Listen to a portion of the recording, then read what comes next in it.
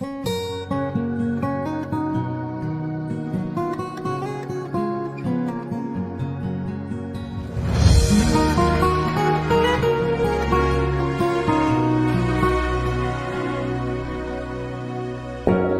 riêng cần nôn dây cần lộ lại hello a phiang lâu mi nun nak lam tuan kan zur ro nak boy nak long tam hi vo laya cái chân o cái cha lâu mi vô hun lâu mi lệ chung đom na na he mai pen na chu đã nak ni a zu theo si si boy pa na dot na khi ka ngơ cô na cô chung có ông sa ka na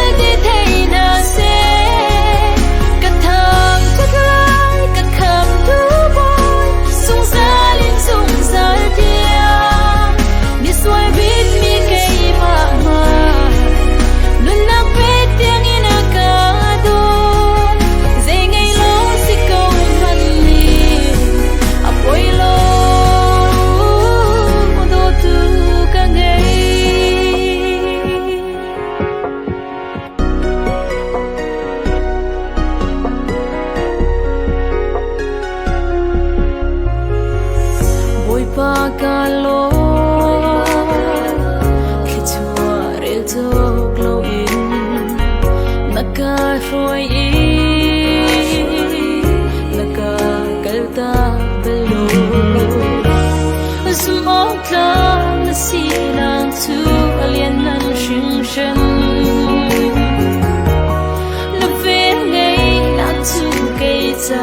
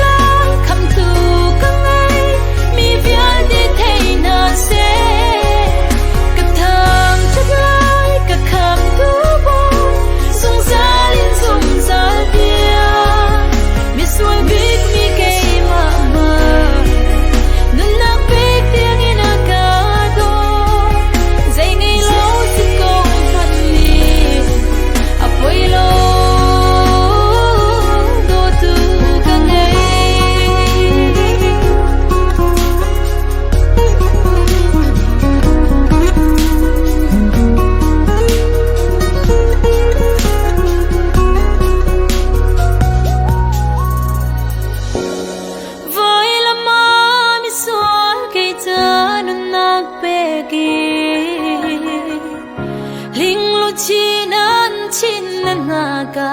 fei in an chu tu ban tu dot na khile ya om lo du thlau na glei sim man se kalom na ga thi